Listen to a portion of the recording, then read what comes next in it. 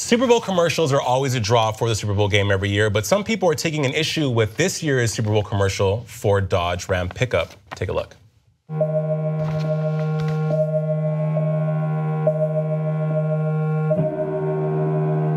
If you want to be important, wonderful.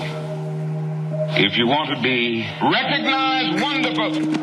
If you want to be great, wonderful. But recognize that he who is greatest among you shall be your servant. That's a new definition of greatness. By giving that definition of greatness, it means that everybody can be great. You don't have to know about Plato and Aristotle to serve. You don't have to know the theory of relativity to serve. You don't have to know the second theory of thermodynamics in physics to serve. You only need a heart full of grace, soul generated by love.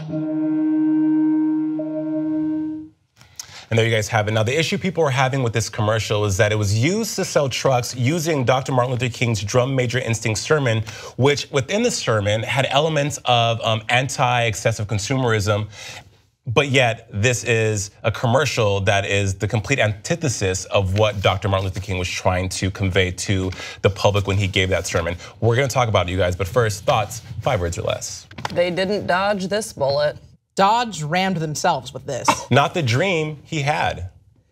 So, Twitter was all a Twitter this morning in regards to this. And when I was watching the commercial, you two, one, it's well done. Of course, it's a Super Bowl commercial. Fiat, who is the parent company of the Chrysler Group, always does pretty good commercials when it comes to the Dodge trucks. It's car commercial bingo, right. You know what I mean? Exactly. Where it's like, and then a dog being pulled, and then a woman serving food, and a baby. Like it's all like all things that like pull for all your emotions with the emphatic music. So yes, they know what they're doing when they do these car commercials. We've seen this shtick before. And the car commercial was featuring people of service in different varying degrees of professionals, like athletes, doctors, the armed forces, and then you end with Dodge truck, which the message that Chrysler was trying to convey was that Dodge trucks are trucks of service.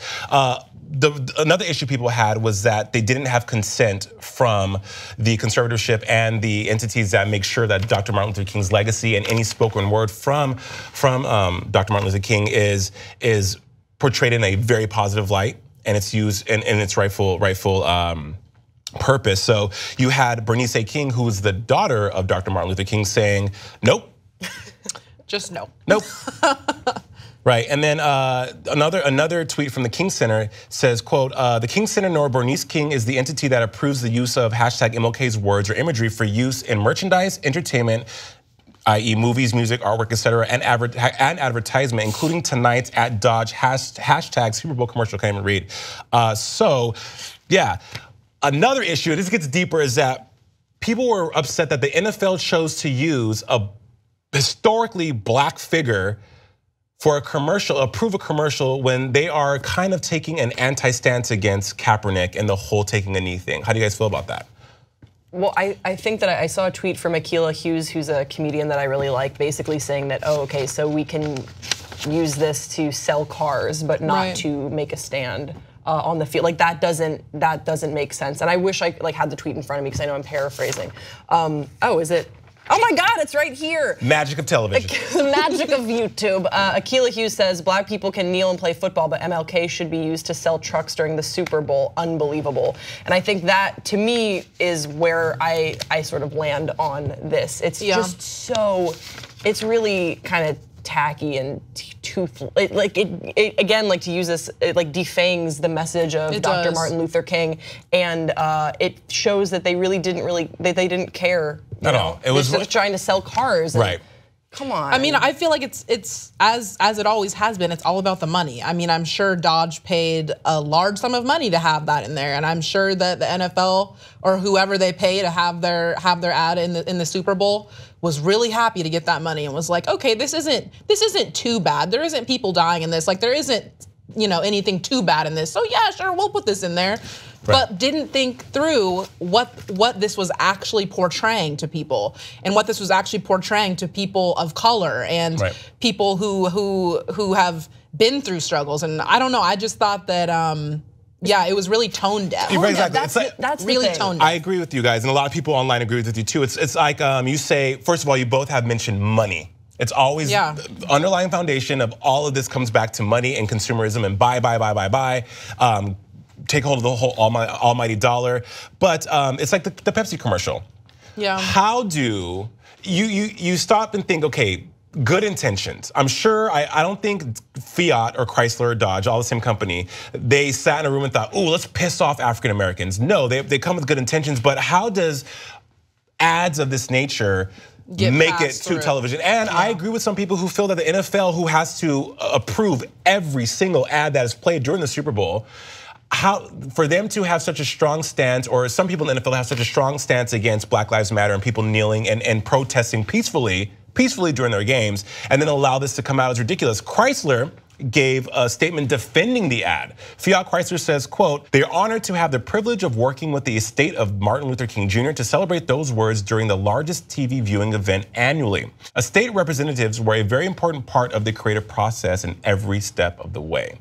So you have one authentic, official camp of Dr. Martin Luther King saying, no, we didn't approve this, but then you have the company saying, well, no, we worked with said individuals who allowed us to make this commercial and have it come to fruition. So, I mean, I don't know. I don't think, like I said, I think the commercial was well done.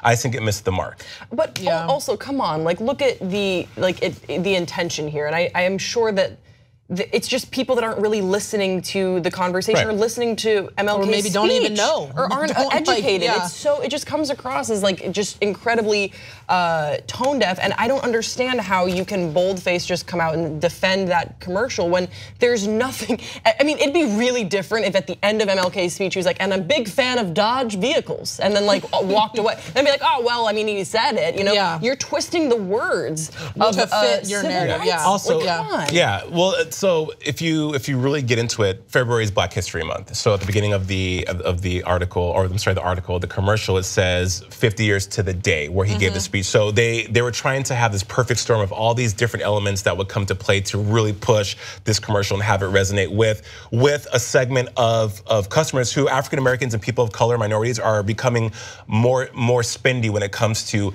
trucks and SUVs. If you look at Consumer Reports and any automobile publication, they will tell you that. So I don't know, what do you guys think? Were you offended by the ad? Did you think it missed the mark? I know you guys are very passionate about that. I echo your sentiments. Let us know what you think in the comment section below, and we'll see you next time on Pop Trigger.